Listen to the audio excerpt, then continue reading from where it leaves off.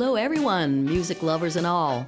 Welcome to CHOPZ, that's CHOPZ, on Bloomfield Community TV, and we're here to talk about all things music. I'm your host, Kat Orlando, and wow, this is our 5th month doing this show, and I've been having a great time doing it. You know, I learned so much about my guests here and friends in the business, things about them I didn't know, and things about Detroit history of music. Detroit's musical history that I didn't know. So there's so much talent and music history right here in the Detroit area that many of us are unaware and take for granted. So that's what I'm doing here, and that's the Detroit musical treasure, what I'm trying to bring to you. So a few announcements. Let me do a little shout out to all our Florida, Michigan snowbirds. The Kat Orlando duo will return to Southwest Florida, specifically Cape Coral, Fort Myers, Punta Gorda area for the winter. So what you have to do is go to the website, that's Kat Orlando with a K, for the 2025 schedule, and it'll have that schedule on there, plus the Michigan one coming up for summer.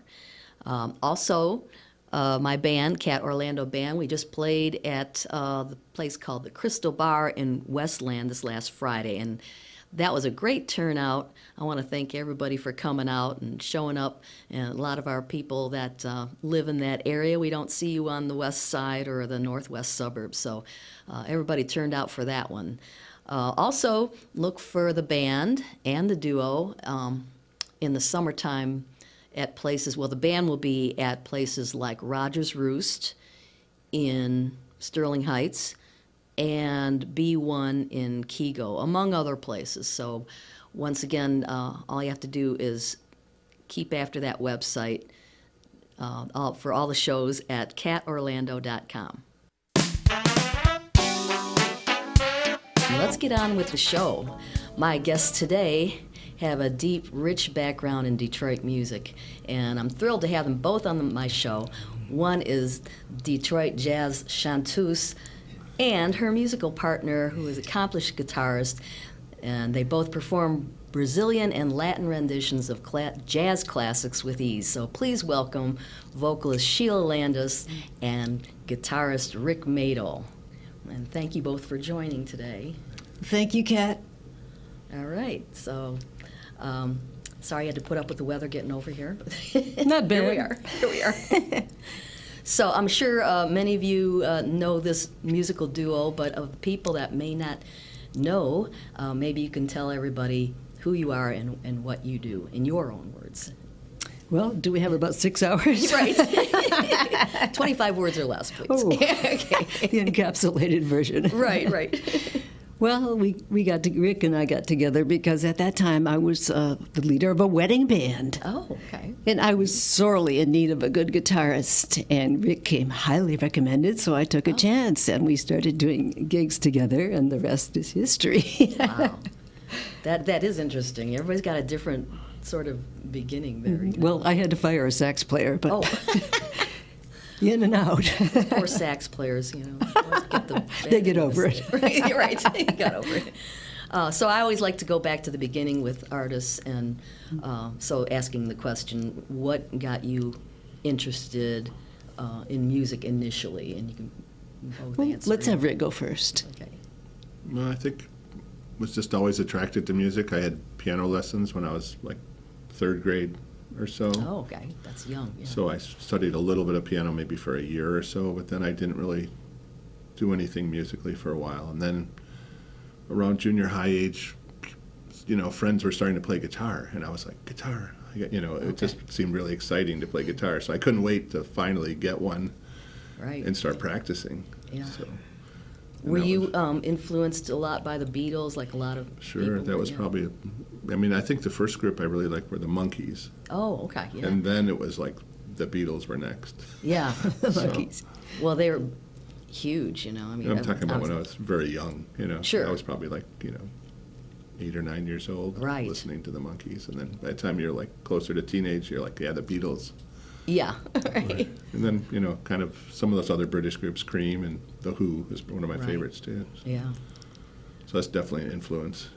Yeah, and there's some great songwriting in, I mean, well, Beatles are like just monstrous, but even the Monkees, you know, I don't think they wrote their own stuff, but still great songwriting in I think there. Neil Diamond, didn't he Neil write Diamond in some there, of their stuff? Voice and Heart, so great songwriting in there. Go ahead, Sheila. Your musical start. Well, I guess it does hark back to February of 1964, when the Beatles were on the Ed Sullivan Show, and we were in our jammies, and Mom said, "Get in here, you guys! You got to see these Brits." So we all lined up and sat on the floor, and there they were, doo-doo-doo, doo-doo-doo, and we were all hooked. Really? Is your mom getting you? Mom into the TV? loved music. Yeah. Mom sang in the kitchen. It didn't matter what. She would sing jazz standards and some pretty nasty blues numbers. Mom! Wow. Must be Jellica's jam, don't shake like that.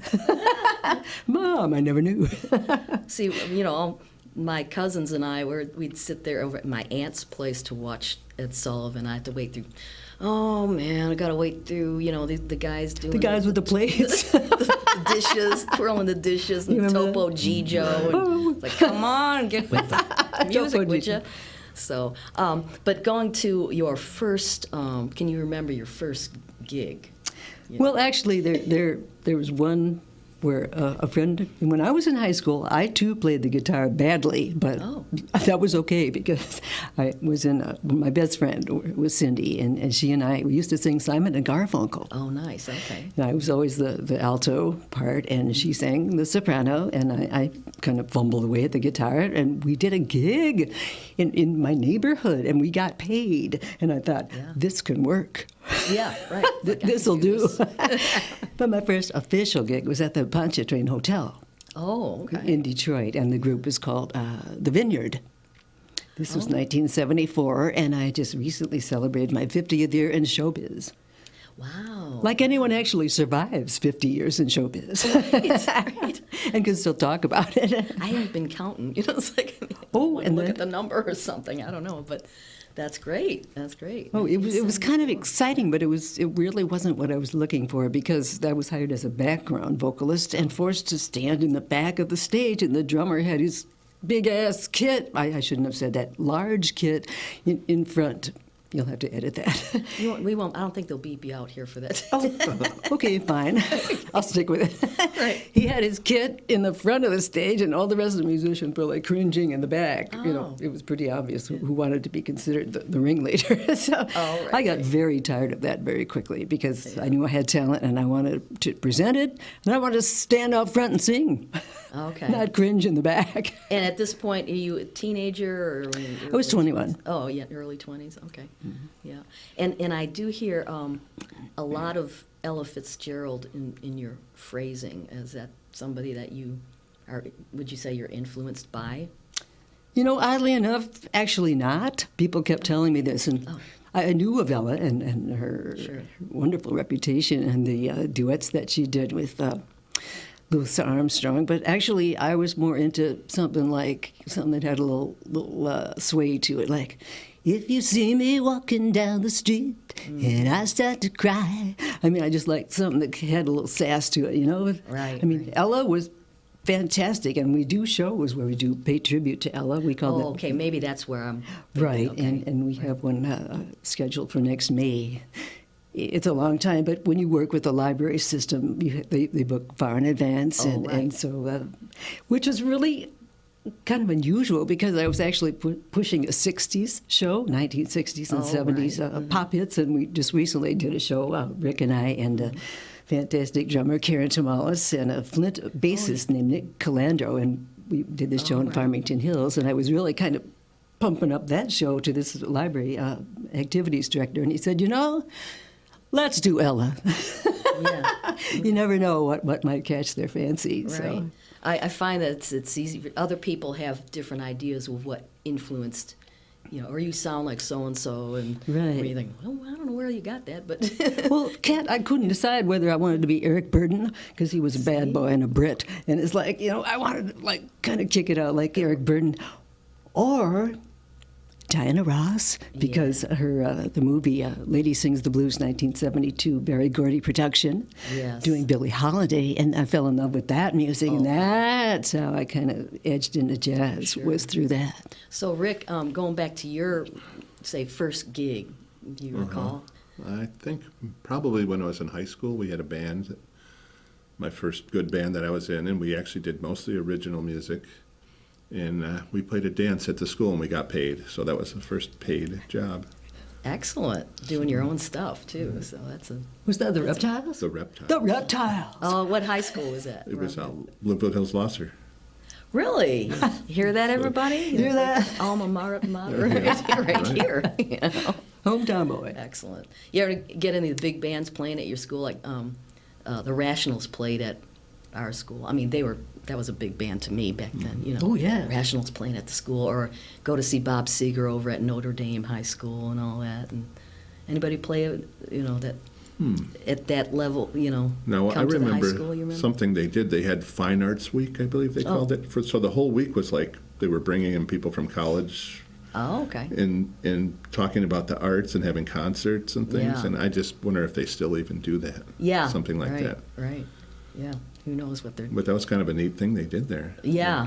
That was in the late 70s, early 80s when I went. Oh, that's cool. That's cool. Back to the guitarist end of things. So we'll go back and yes, forth absolutely. here, right? That Rick, I just want to bring up that. Well, you know, my husband Larry, he's a guitarist and also a fan of your playing, as a matter of fact, and that thanks. style of playing. Are you also now? Larry's a big Wes Montgomery fan, and would you consider For that? sure. Yeah. Yeah. Does I he have think- any memories of first listening to his music, that music at all? Or? Not sure about that. I mean, I also in that same era, Kenny Burrell was a Detroit guitar player. Okay. Who was, kind of a contemporary of Wes. But Wes had the thing with the octaves, so anytime you play octaves on the guitar, people are thinking, oh, that's the Wes thing. Okay, okay. There's yeah. a certain style he did, but he was Right. just very musical, Yeah. And even though he did a lot of pop tunes too, which is kind of the way jazz was done in that era, is that you take a popular song and do an instrumental version of it, maybe, Yes. stretch it out, change the feel of it or something. Right, right. Well, my guitar knowledge is very limited. I'm sure you have your other influences that, you said Kenny Burrell and Kenny anybody Burrell, else. just, some of the more classic rock, of course, Jimi Hendrix and Sure. Santana. I like his style. Okay. One thing when I was at Oakland University is I was taking piano lessons. You had to take a certain level, to graduate. Oh, right. And one of the teachers was Earl Van Riper, who was a great piano player, but he hung out with Wes Montgomery Oh, okay. when he was younger. So he was telling me all these stories about Wes Montgomery. Oh, that's neat. And he also said, the first thing he said is he found out I was a guitar major. He said, bring your guitar. So it wasn't Right. really, it was just music lessons. It wasn't necessarily me playing piano as much. So that was really nice. That is. And they put out a Wes Montgomery album more recently about the early days. They call it Echoes of Indiana, I think, and he's on some of the tracks. Oh, huh. So that was nice because he was never on any recorded tracks before then. But he's passed away long before then. But. And this was an instructor? Yeah, at Oakland University. Oakland University. Interesting, yeah. Do you have, like, a collection of guitars that, are kind of like, oh, I have this guitar for this sound and Yeah, because I have a recording studio too, Oh, so you that's a have good a studio. excuse to have Sure. a lot of guitars that do different things, supposedly. What is this one for? I can't get in the door. Well, you do the same thing with your voice, because you have different tones. I notice that you have different, you might do different sounds and stuff. Right. Well, that's so partly- vocalists have that. But it doesn't take up space. That's right. It's much It's all more in here. compact. I've been noticing, I turn around on another day and I notice another guitar in Larry's collection. Oh, So you like, too, What huh? happened? What happened there? He hang around so-and-so and come back with another guitar. What's going on? But back to electric or acoustic. Do you lean towards one or the other, or does it depend on the song? Probably more electric, I would say. But yeah, I definitely have some acoustics for the studio, but Right. don't necessarily perform on acoustic that often. Oh, okay. Yeah, Because the gig doesn't call for it, or right. just It's a little personal. more. It's a little easier. I mean, the one guitar I play a lot is a 7-string. That's like a sort of a jazz guitar, semi-hollow, Oh, okay. and it's just it works for what we do when we do our smaller group thing, duos or trios. So I Okay. can play bass lines with the 7-string. So I usually use that guitar for that. Nice. Yeah, I think we all, well, me playing flute and sax, you know, and I gravitate. I don't have the big collection like he has the guitars, but certain instruments for a certain sound usually happens. But getting back to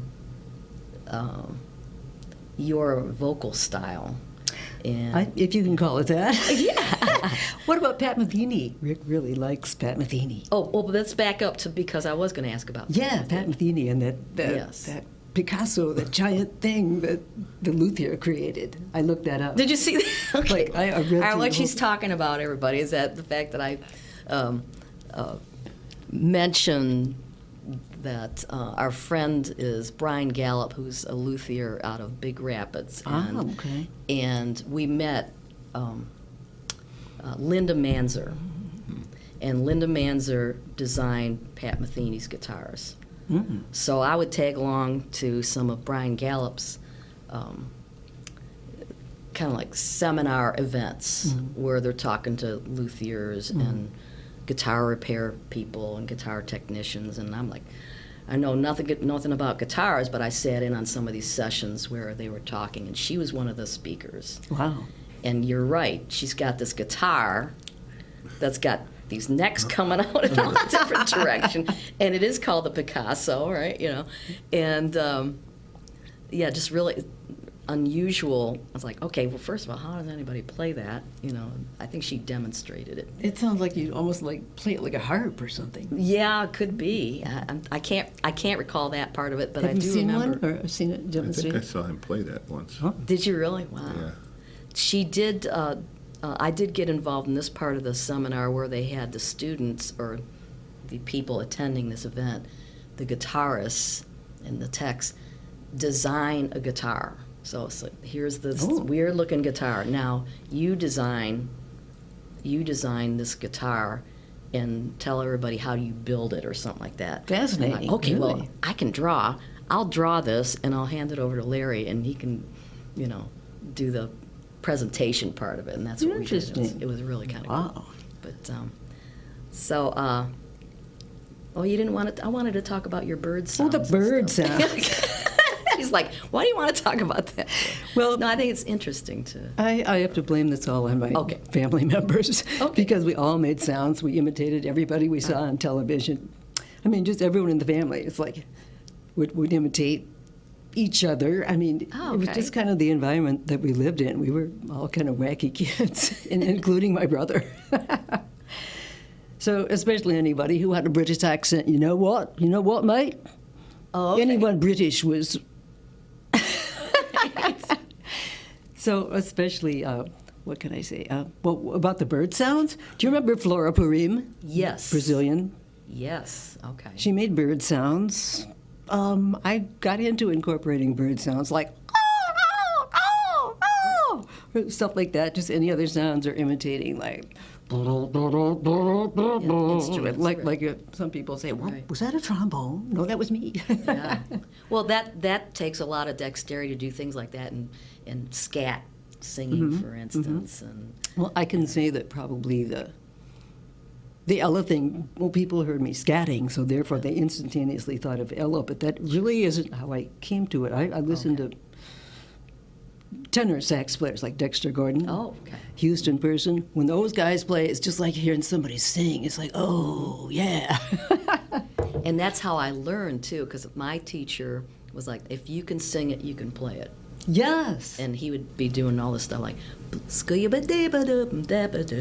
or whatever. Yeah. Just play that, you know. So, hence I never learned to read music, so that, because I was relying so much on that. But so moving right along, Rick, you have your music education and bachelor's degree at Oakland University, you said, and do you think you got more of your musical influence there, or was that some of it a combination of just you learning on your own, or?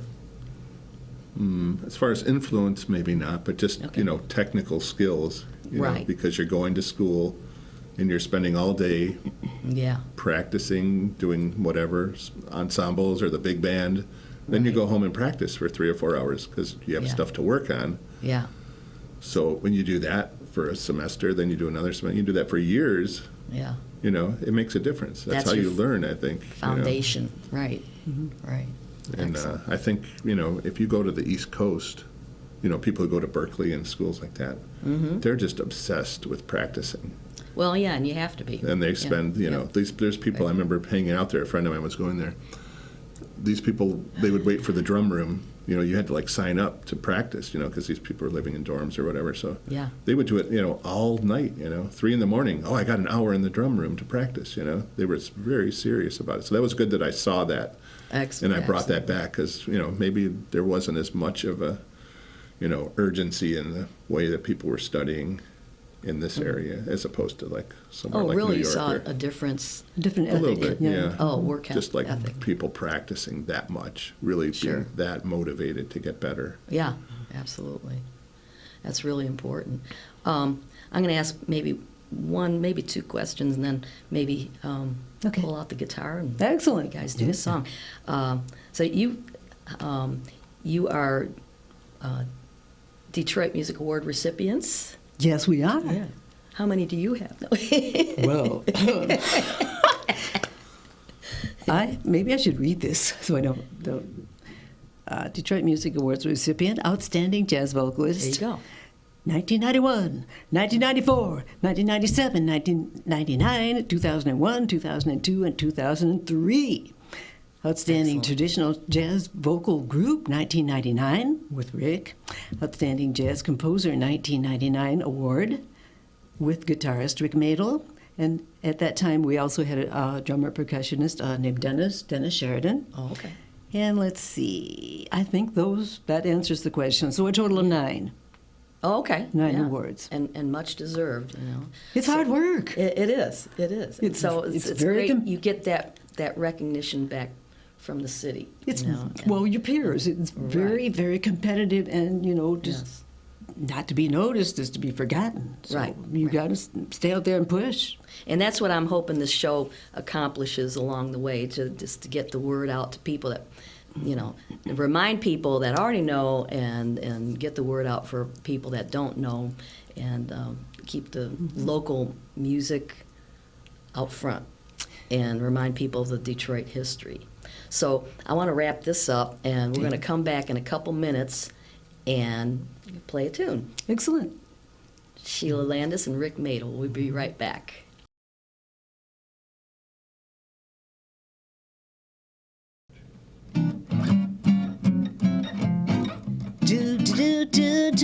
If you ever plan to motor west, travel my way, take the highway, that's the best. Come get your kicks out on Route 66. Well, it winds from Chicago to LA now.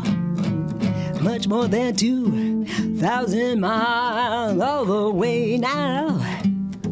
Get your kicks out on Route 66.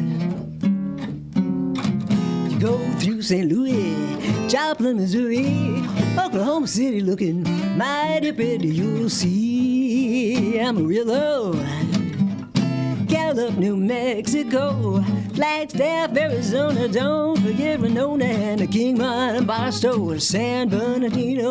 You get hip to this timely tip. When you let's make that California trip. Get your kicks out on Route 66 now. Get your kicks out on Route 66.